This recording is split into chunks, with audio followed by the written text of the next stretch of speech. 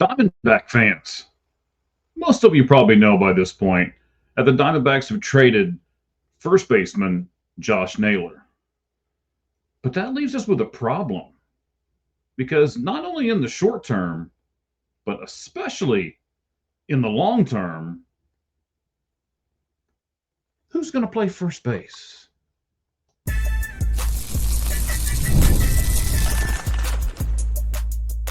You are Locked On Diamondbacks, your daily Arizona Diamondbacks podcast, part of the Locked On Podcast Network, your team every day. Hello, you've actually come back for episode number 2. I appreciate it. Thank you very much. And welcome to the Locked On Diamondbacks podcast, your team every day. I am your reigning, defending, undisputed Diamondbacks heavyweight champion, Mike Ballantyne. And we will go on an approximate 30-minute journey of education and entertainment today that evolves around our Arizona Diamondbacks. Now, I do have another weekly podcast that I do. It's every Tuesday night. A buddy of mine called Cheese and I do it. It's called The Sports Truth, and sports is spelled S-P-O-R-T-Z because I'm also involved with www.welikesports, spelled the same way, pc.com. Tune into that show, just like you do here at Locked On Diamondbacks. Now, by listening right now, you are a certified member of the Locked On Podcast Network, which is completely free on all podcast platforms. I tried to put those two words together. It didn't work. You can also be part of the show by joining us on YouTube and leaving your comments and your criticisms. I'll take it. Bring it on. I have a passion for this game and for this team. And if you're listening, whether you're a first time or a long time, I appreciate and thank you for making Locked On Diamondbacks your first listen every day. All right, before we get into segment number 1, let's tell you who today's sponsor of the show is, and that is Game Time. Game Time is a fantastic app. Just go, download the Game Time app, create an account, and use the code LOCKEDONMLB for $20. That's right, $20 off of your first purchase. And now, segment number 1, first base. Long term, short term, who's it going to be?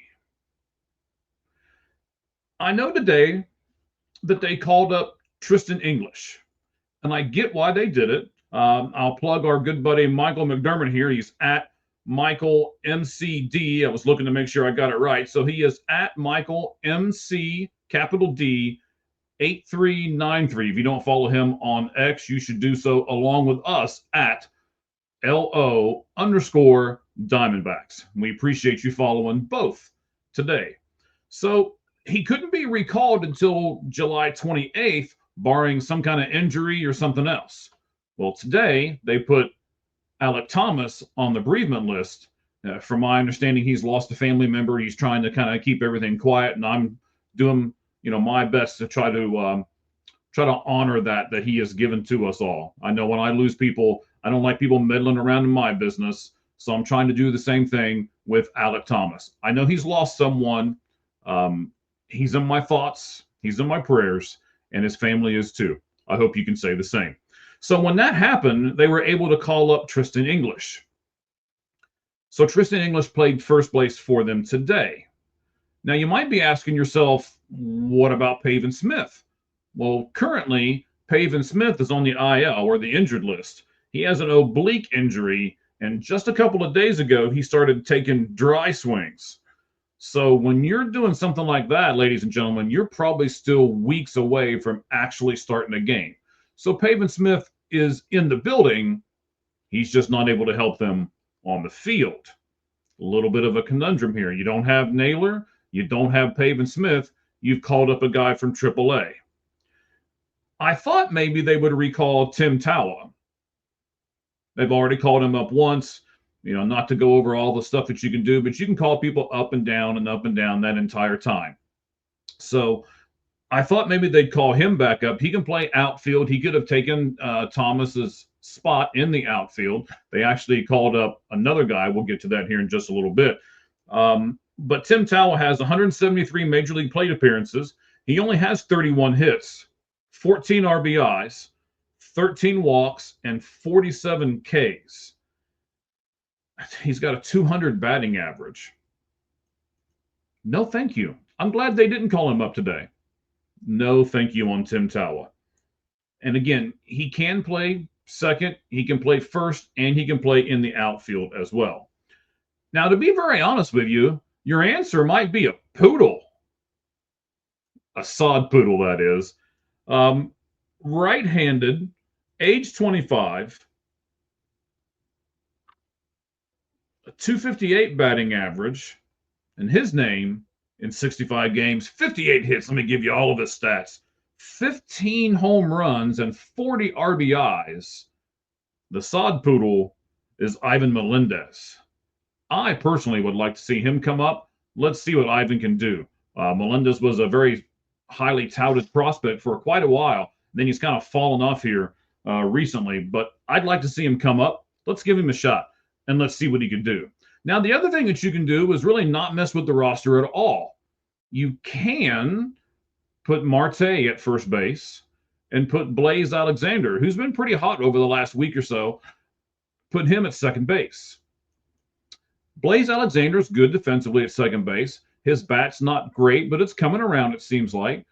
And then I also get the fact that if you put Marte over at first base, it's not as much wear. It's not as much tear. It's not near as much physicality on his body. And as we know, as Diamondback fans, and I know you guys are, you have seen Ketel Marte in and out of the lineup. And the one thing that we would really love to see more from Marte is a simple fact that just stay on the field. And maybe, just maybe, if you put him over at first base, you'll be able to do that. And you're not losing a whole lot, except maybe with the bat a little, if you replace him with Blaze Alexander. So those are the different things you can do. It seems like the Diamondbacks, at least for the time being, are going to go with Tristan English. We'll see how that works out. Maybe one of these other solutions that I gave to you is also going to be something they're going to want to do. You never know, but stay tuned, because if it does change, Locked On Diamondbacks will be all over it.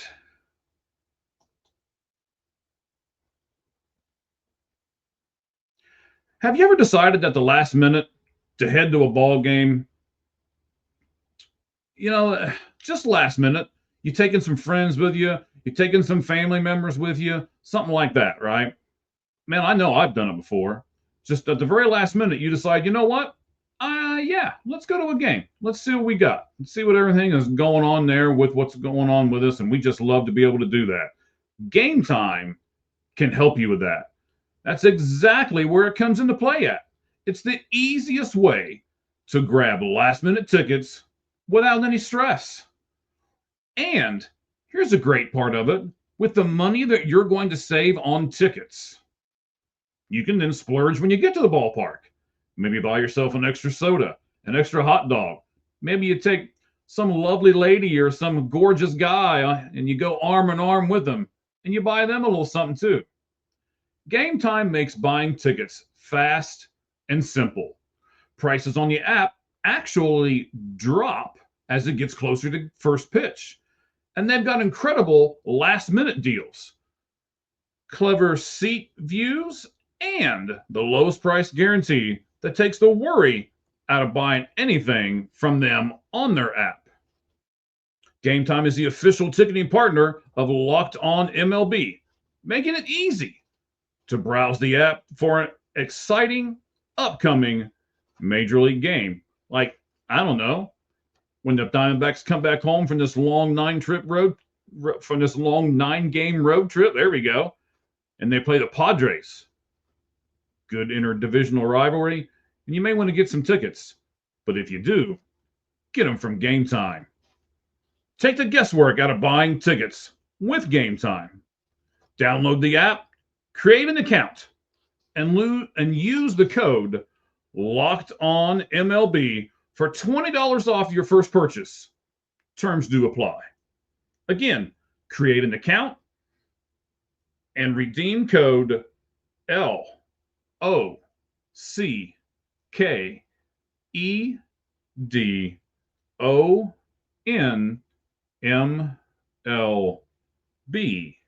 for $20 off.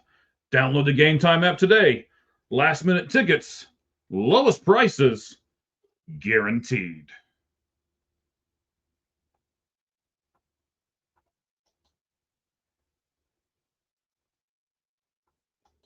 All right, let's go into the second part of the show today. Let me throw a couple things up here. I wanted to make some banners for you guys so you can see who leads the team. Thought I'd have that scrolling across the bottom for you, the different players that lead the Arizona Diamondbacks in different categories, so that while I'm yakking at you, you can read. I know, unlike what my wife says about me, you guys can do two things at once. I have faith in you. All right, so let's move on to our second thing here. Relief pitchers. We've got some relief pitchers that we're going to put out there on the market, right? And before we do that, we have an update on three of them. Torey Lovullo was on 98.7 today, Arizona Sports, and he said on their weekly interview segment with him that you've got three relievers that are coming back. We know all these three relievers, right? So it's Beeks, it's Shelby Miller, and then it's Ryan Thompson. So Beeks looks like he's going to be the first one back, and in fact, he could be back before this weekend series with Pittsburgh is done. Torey didn't commit to it, but he said he would be first. Then he also didn't commit to Shelby Miller either, but he said Shelby should be back sometime during this road trip. He said Thompson was a little further away, but should be back soon. Again, didn't really commit to a date or anything, but your update on those three relievers is Beeks is going to be back probably in days, not weeks. Shelby Miller is probably going to be around a week, maybe 10 days away. And then Thompson looks like he's a little further out, but not an extended period out. So that's what Torey said on 98.7 FM this afternoon during his weekly radio address. Some relief pitchers that are out there on the market that we're going to have to contend with. And what I mean by that is a bunch of teams are going to be wanting all these relief pitchers. We have those three that I just spoke about. We also have Anthony DeSclafani, and they're all on expiring contracts. There we go. I don't know. It's hard for me to talk today. I don't get this. It's never hard for me to talk. For those of you who know me, you know that's true. So Mason Miller is the first one, right? Reliever for the A's. Fastball around 101. He's 26 years old, and he actually has 4 years of control beyond this season. So it's going to take more to get him. But if you do get him, he's going to be a really, really good find for you. So that's the first one that we need to look at. The second one is Johan Duran. His average fastball is 100.3 miles an hour. He's got a 31.7% whiff rate, a 68.3% ground ball rate. I mean, you know, he is, of course, with the Minnesota Twins right now. That's somebody that can really get you a lot with the Twins, and that's somebody that we're going to have to contend with, looking at the different relief pitchers that we're going to go up against when we're trying to sell our own guys. Seth Halverson, he's actually with Colorado. He can throw 100 miles an hour. He's only 25 years old, but his ERA is a little high. It's 5.02. But, I mean, shoot, give the kid a break, right? He pitches at Colorado, for God's sake. I mean, what else can you expect from the guy? Sorry, I lost my computer over here on this side, and I can't even type the password in right and talk to you at the same time. That's okay. I don't need it. We'll be able to go just fine. Ryan Helsley is the next one. 99 mile per hour fastball. He is 31 years old, though, so he's a little older. And his slider, if you look him up right at the moment, man, does he have a great slider. His slider currently has a .082 as far as hitting against on that slider. Fantastic. Let's go to the Cleveland Guardians for a moment. Emmanuel Clase, a 98.9 mile per hour fastball. In his last 35 appearances, he started the year kind of shaky, but in his last 35 appearances, he's got a 1.26 ERA, 38 Ks over that 35 and 2/3 innings since he's come back there. And then he has a pair.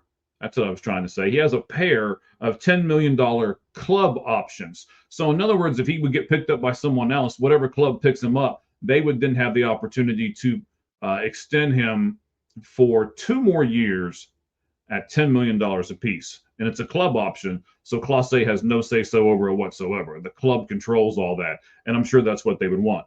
Clase is also 27 years old. How about Sir Anthony Dominguez from the Orioles? 97.8 mile per hour fastball. And the sweeper and splitter combination that he has, 53.1% of the time, you whiff at it. You don't hit it. He's got a 50% K rate. And then he's got an opponent's batting average on those two pitches of 1.21. He also, though, there is a bad part to him there. 14.5 walk rate. That's a little high. Peter Fairbanks, even though the Rays are still kind of in the mix, they still might want to sell him because, of course, as you know, they're the Rays. They'll sell anybody at any time if they get the right offer. So he has a 97.3 mile per hour fastball as well. His K per 9 is only 7.6, though, so that's not very high. And then he has a 2.84 ERA. This year alone, he has 17 saves. So he's got good and bad with him with the Tampa Bay Rays. That's Peter Fairbanks. David Bendar from the Pittsburgh Pirates, the team that we're playing right now. 97.1 mile per hour fastball. He has 36 appearances, 1.59 ERA, and a 1.50 fielding independent pitching as well, or FIP. And he is 14 for 14 in save opportunities. I got one more for you, again from the Cleveland Guardians.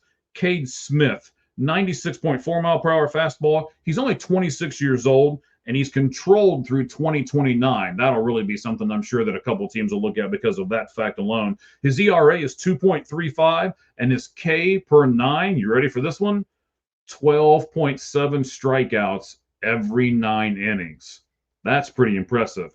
That is Cade Smith. And those are some of the other relievers that we're going to be dealing with when the Diamondbacks are trying to sell off their guys here at this trade deadline. Now, over the next few days, we'll look at some other people. We'll look at position players that we're going to try to get rid of and other position players that we're selling. And then we're also going to look at starting pitching and what other teams are selling starting pitching to see kind of where we fall in that whole realm of starting pitching. We'll be able to do that here in the episodes to come. But right now, we're about to go to episode number 3.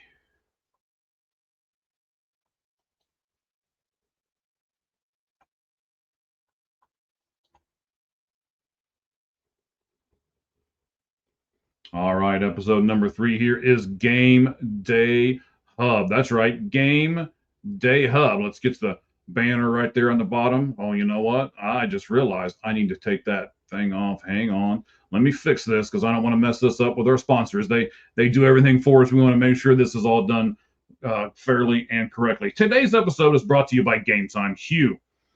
Game Time makes clean, no logo gear with team-inspired colorways for every pro and college fan base.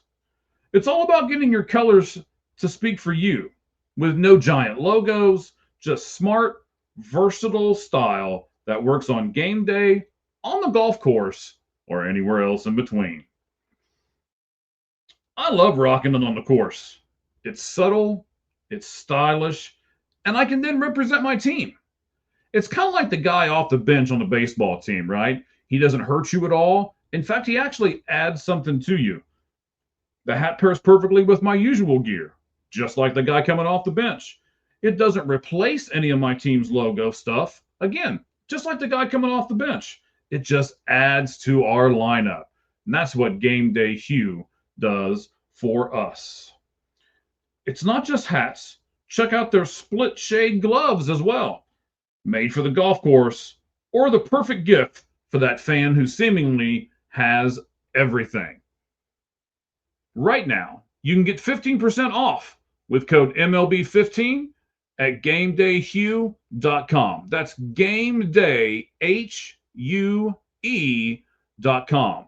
The code even stacks on bundle deals. And now is a great time to load up.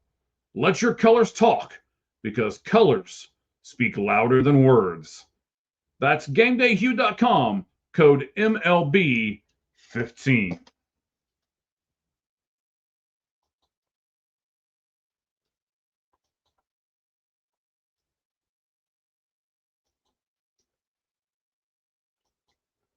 All right, guys. Now we're going to jump into this third segment here. One that I've been looking forward to a lot. Let me go over here to this. This is where I said I would be able to do this, but then I lost the computer over here. Well, the third segment's on this computer, so it's going to have to be pulled up before we can get to that third segment. So I'll make sure I get everything I need to do.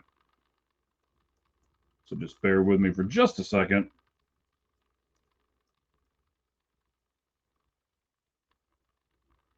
All right, there we go. We got it now. Now we just get to the right spot and we'll start segment number 3. You know, YouTube's a great tool for you to get everything you need from your Arizona Diamondbacks. But in order to do that, please subscribe to the channel. Subscribe, click the bell for notifications so you make sure you never miss a video. And I'm also very active on X. I do post, do a lot of reposts, poll questions. I do a lot with the different minor league teams for the Arizona Diamondbacks too, so you can keep up on everything in one spot. And that one spot is at LO_Diamondbacks. Now, guys, let's look. You know, we talked about Josh Naylor and the void that he has at first base. Now let's actually look at the trade that happened yesterday, where we got 2 things for 1. So in a simple sentence, what we got from Seattle was 2 top 20 prospects for a 2-month rental of Josh Naylor. I believe this was why the deal was done so early. Hazen more than likely couldn't even believe that Seattle was willing to give up these 2 prospects for a guy who was an all-star last year, hit 31 home runs last year, and was expected to do better this season because he was in a park that was going to give him better power. Instead, what Josh Naylor did, his hard hit rate has gone down. His home runs are not even close to what they were last year. He's below average in fielding at first base. Now, he is 7th in batting average, and I'm sure that was what they used to sell this whole thing to him. And he leads the entire league in 1 category. It's not really a category you want to lead the league in, but he does lead the league in 1 category. That 1 category is hitting in a double plays. Ouch. All right, but we got 2 really good prospects in this whole thing. I like both of them, and we're going to go over them here. So Brandon Garcia, and he spells Brandon Brandyn, Brandon Garcia. He's got a 4-pitch mix. He has a 4-pitch mix. I don't know what it is. I don't know. So he's got a 4-seam fastball, a cutter, a sweeper, and a change. His 2025 AAA stats, I'll give them to you right now. 5-4 with a 3.51 ERA and 5 saves. He had 17 walks and 42 Ks. Pretty good strikeout to walk ratio. The Mariners actually saw so much in them that they actually called him up to the big leagues this past Monday. He can help us in the bullpen now. And we'll probably, I'm going to guess here a little bit, project here a little bit, he'll probably develop into a long relief guy, possibly even a back of the rotation starter. Now, the second guy we got, Ashton Izzy. I-Z-Z-I, by the way. If you, I won't do a song reference. That's terrible. He was taken out of high school in the 4th round by the Mariners, so he's only 21 years old, which is great. He's a young guy. He has a 4-seam fastball that rises up to the top of the zone. And then that's a 2-seam fastball. And then he has a 4-seam fastball that sinks to the bottom of the zone. And you know what? I completely messed that up. So the 4-seamer rises, the 2-seamer dives down or sinks at the bottom of the zone. It's great that he has that movement that one can go up and one can go down. That's going to be a really good asset for him. So then both pitches average about 94 miles an hour. But they've been recorded at touching 97. So he has some gas in that tank. He has a low 80 sweeper as well, and a changeup that he's kind of working on and developing, but it's not quite there yet. So he's in single A, okay, high A, but, you know, give the guy time. I think he'll be a really good prospect. And let me give you a quote from Mike Hazen. He said, I'm going to make sure I quote it correctly here off the computer screen. It says long-term starter potential. We see all the ingredients, the ability to mix pitches. He's young. He's obviously already at high A, and obviously he's a little bit further away, but looking to capture as much value as we could with the trade. And I think they did that. They got themselves two really good pitchers. Fantastic that they were able to do that. Let me give you a few other tidbits and things like that here at the end of the show before we wrap everything up. And those would be, so there was a few people that moved today. All right. Let me get to that over here as well. Click that button here and we'll wait for this to all pop back up. Well, that didn't work out like it was supposed to. Sometimes you just got to go with the flow over here, right? That's 100% what we got to do here. Just kind of go with everything, right? So there was some movement today. Not only was it on the MLB side of things, but there was movement as well on some other things. Jeff Brigham was brought back. He was recalled. He was on the IL. That's for the Reno Aces. Right-handed pitcher Abel Farte was moved, and he was promoted up to Rawhide. And then we also said, because Alec Thomas went on the bereavement list today, Jose Barosa was brought back up, and so was Tristan English. So both of those guys were brought up today. Ashton, by the way, he was officially signed to the Hillsboro Hops. So yes, all of those things happened today. So a few other things, that we need to probably talk about here real fast. I want to make sure that we get everything in. Just simply because this has been a little bit of a whirlwind, and I think it's going to get even worse. Yeah, I shouldn't say worse. That was the wrong word to say. It's going to get better, right? The players we got, do you think it was enough? I certainly do. I like both of those guys that they got. And what I'm going to ask you guys to do now, as our Diamondback faithful fans that are here for episode number 2, is to be here on YouTube. You stuck with me to the end, even though I blundered a few of these things up here. I will promise I will get better as we go along with it, as I get to all this stuff and be able to hit the right buttons and everything else, man. This is episode number 2, remember. But yeah, just being real with you, it happens like this every once in a while, and we're just going to push through it because we are true blue fans, or maybe we're true Sedona Red fans, right? So like I say, hit that comment button here on YouTube. Put your comments in. Do you think we got enough for Josh Naylor? Do you think Josh Naylor's all we're going to do? Is there going to be some more things? I, of course, think there's going to be a lot more, and I hope that we do sell off everything. I mean, if we're going to start with this, we may as well see it to the end as far as I'm concerned. So that's everything for today. Certainly appreciate you sticking with us. And of course, as we're going to say at the end of each and every one of these podcasts, I got to get to the quote because it has to be good, right? Well, you know what? Before I do that, why don't we do it this way? I'll wrap up today's show by saying thanks to all of you for listening. Tell a friend that you're listening to the Locked On Diamondbacks, and we got some great stuff coming up here on the next few episodes. We're going to look at what we're going to do pitching-wise, who else is going to be having pitchers on the market, and how we compete with those kind of people. We're also going to look at the position players as far as Eugenio Suarez and Lourdes Gurriel Jr. What's everybody else putting out there on a trade market, and where do our players rank as far as teams that are in contention going to want the Diamondbacks players? So for your next listen, check out Locked On MLB as Sully gives you a daily look at the biggest stories in the league.